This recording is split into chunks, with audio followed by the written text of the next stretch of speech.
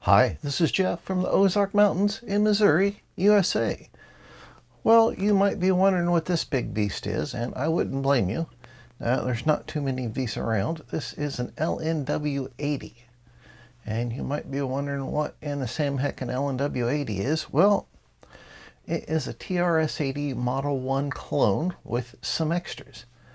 After Radio Shack came out with the Model 1, a lot of other companies were kind of eager to get on that bandwagon, and LNW came up with the LNW-80 and modeled it after the Model 1 to try to get some of that business.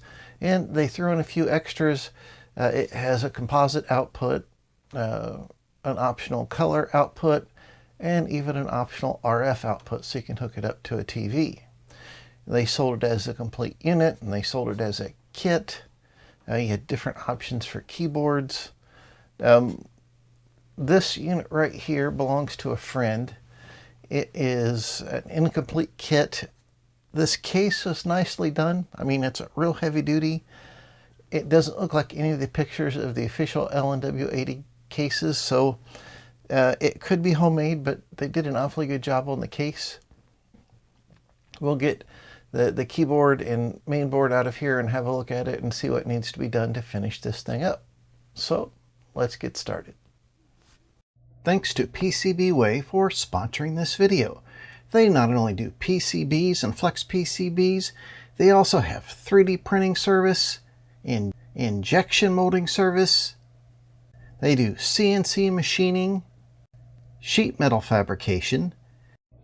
They also have a thriving maker community where you can share projects and check out what other people are doing. For your next project, head on over to PCBWay.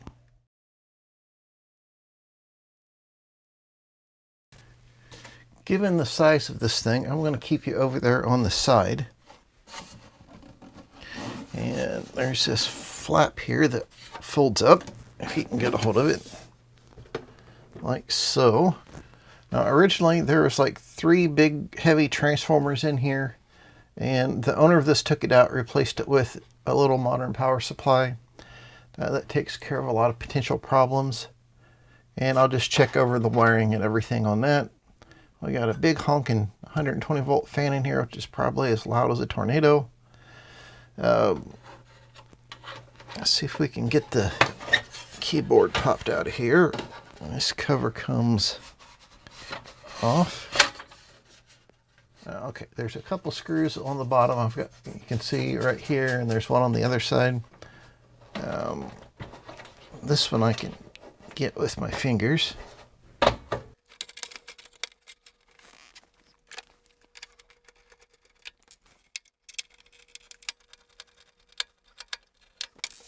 Okay. Now we can pull that panel off. It's a nicely formed piece of aluminum made just to fit over this keyboard. And this keyboard unit looks like a commercial unit, but it's not the one that LNW sold, so don't know where it came from. And this keyboard arrangement is a little precarious. It sits in here with these, in between this cradle made out of some pieces of wood.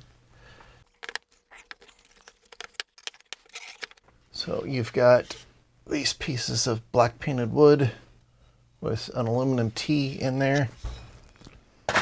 I just dropped a sticker on my dog's head. She's right down there. Our other piece of wood. And the keyboard.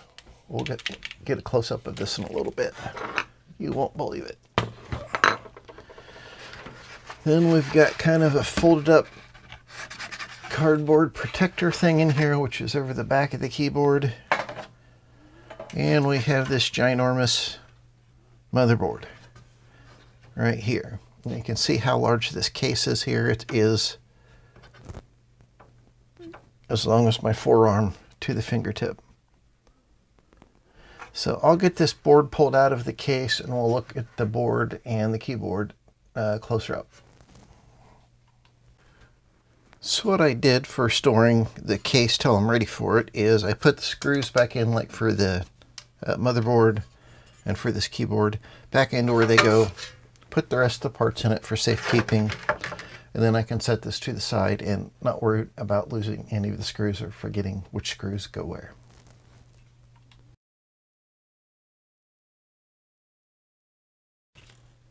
Well, here we have our keyboard. It's an interesting collection of keys. A lot of the keycaps are different styles. It looks like something somebody's bodged together. This switch plate goes through a couple holes on the keyboard cover. It looks like one is for the character set being uppercase only or uppercase and lowercase, and the other, this is high and low. Maybe that is high resolution, low resolution. I don't quite understand that yet, but check this bad boy out. Let me zoom in on that so you get the full effect. Yes.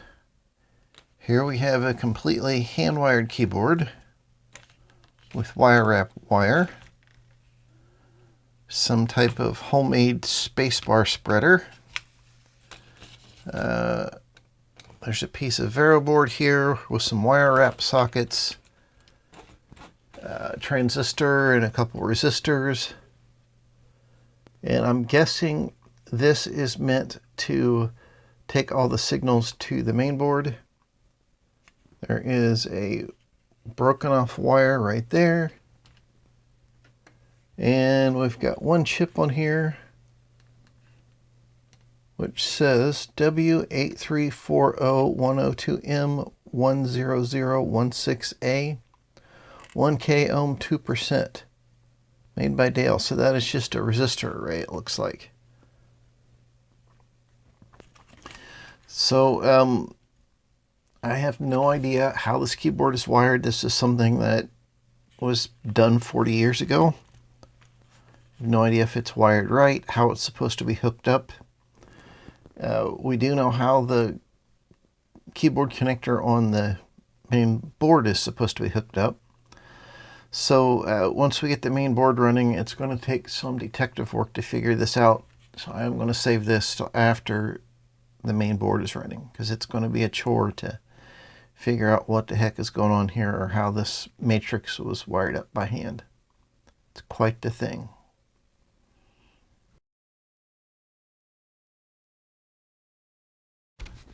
Alright, here is our ginormous main board. It is about 16 inches this way and 8 inches this way. Has a whole bushel basket full of ICs on it, most of which are there. Some are missing. It has an interesting array of sockets, and if I get zoomed in here, so you notice we have sockets here, and we just have bare pins here like they've been pulled out of sockets. And I talked to the owner, and although these guys are unconventional and it's not something I would install, they're there already, they'll work. They're turn pin, socket pins, and it's original to the board, so we're just going to keep those there. Now obviously this board is incomplete. There's ROMs missing, other ACs missing, capacitors missing. There's a whole slew of stuff up in this corner that was missing. And it was a bit overwhelming at first trying to figure out what needed to be done. The soldering job is pretty good. I can't really fault that. It wasn't, the flux wasn't cleaned up after, but they weren't done soldering it together. So did a competent job with the work they did. The key to something like this is coming up with a plan and taking it a step at a time. And the first thing is figuring out what you got to do. Now, luckily, some folks have scanned the documentation for the LNW-80. And the owner of this found some of the documentation. I found some of it. and I'll put links to everything in the description below. So the first thing I found was this parts list, but it kind of lists all the parts, and it gives you like the IC number. There's some IC locations that are not used. It doesn't give you an idea like on the ROMs what ROM package it is, so you can, you know, put an EEPROM in there. But this was better than nothing. And you can see I've moved through here and checked off what, you know, put a check if it was in there and an X if it was not. Found a couple different sets of schematics. One of them was a really good scan, and I printed those off on 11x17 paper. This is such a big help. So I'm sure I'll have to do some troubleshooting, and this will be invaluable at that time. And then found this larger manual, which was the manual for the kit. It has some handwritten errata in the front of it, which is nice. So things like this. Gives the specifications. In the parts list, this parts list is a little more comprehensive. It says things like do not install if Radio Shack keyboard used. This is the ICs. Resistors. Tells you which ones are not used. But like for the potentiometers here, you don't know what case size that is. I'm assuming all these are supposed to be a linear taper. And there's some notes on here, which is also very helpful. Installed only if graphics options implemented with composite video out. Installed only if RF modulator implemented. And all the capacitors are 25 volt plus or minus 20% unless noted. That is very helpful information. So, you know, it says, okay, for this capacitor, look at note 2, that type of thing. Heat sink this part. So this is actually much more useful than the first parts list. And then it combines all this separate list by type of item into one complete parts list. Like this. And it has some assembly instructions. Shows how to bodge in a certain resistor. Talks about the power supply. Things like that. How to hook up the cassette. Bodging in other components.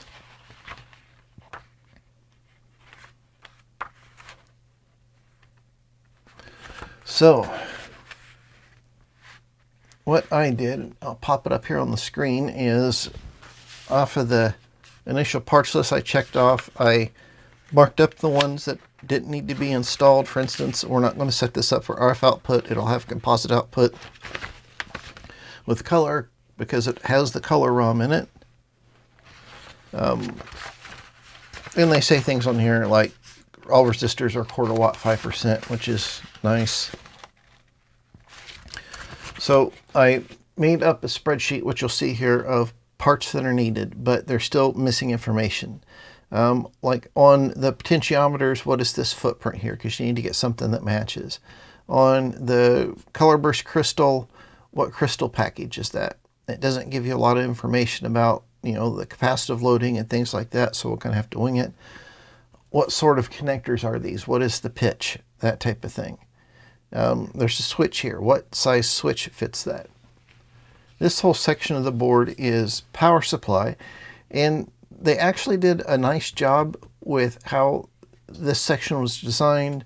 There's crowbar circuits on each voltage rail, so if it goes over voltage, it won't damage the board. But there's a lot of this that we don't need because we're using that little switching power supply. These capacitors in these things are okay, but we'll have to look at like what each of these resistors do and make sure that they're okay to still be in there. And we'll have to figure out how we're going to hook up that external power supply to this board.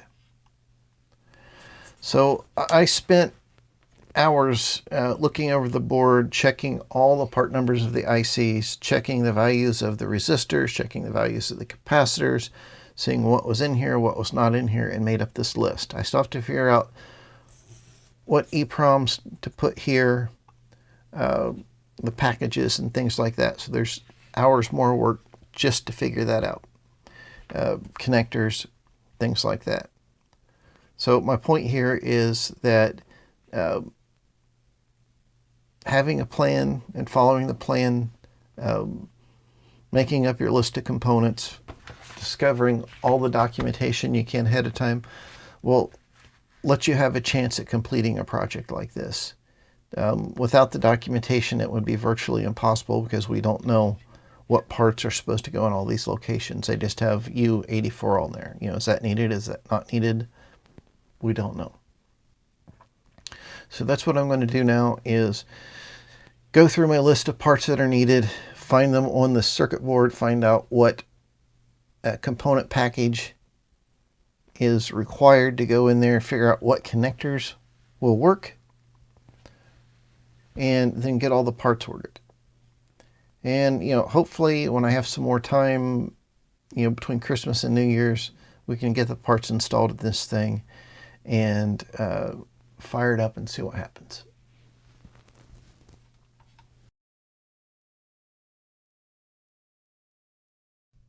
Okay, I've spent a few more hours going through the parts list, trying to find parts online. I placed an order with Unicorn Electronics.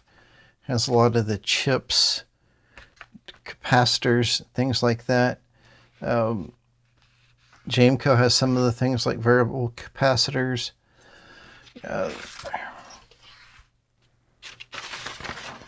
Things, they have a slide switch that would work at Jameco, but you have to order 2,000 of them, which, you know, doesn't make it very attractive. The connectors, like these guys, these are 0.156 pitch. You have to order hundreds of those at a time from Jameco, so that's not a good possibility. And things like these potentiometers, I didn't find those on Jameco or Unicorn.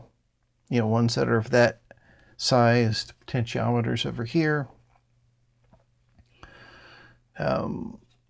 This relay right here, which is for the cassette, is kind of tricky. It's a specific pinout. I found they made one like it up to 2019. It's obsolete now, but I might be able to find it. And there's the connector here for the cassette. So perhaps the owner doesn't want the cassette capability. I don't know what connector this is supposed to be here for it. That's not real specific. I do have some high resolution pictures of this, which I'll look at and try to get a better idea what this stuff is. And I did have, like, you know, this header for here. I didn't have a long enough one for here. I'm not sure if both will be needed, but I put one in the cart for Jameco for this one. And found the ROM part number to 2716. That type of thing. So we're getting there, but this is what it takes. It takes a lot of putting in time, scouring through schematics, manuals, catalogs, placing orders, etc. Back in the day, this would have been just as much work, which is probably why LNW sold parts kits, because they had to buy the parts anyhow, and it was a lot easier for somebody wanting to put these together to buy all the parts in one shot.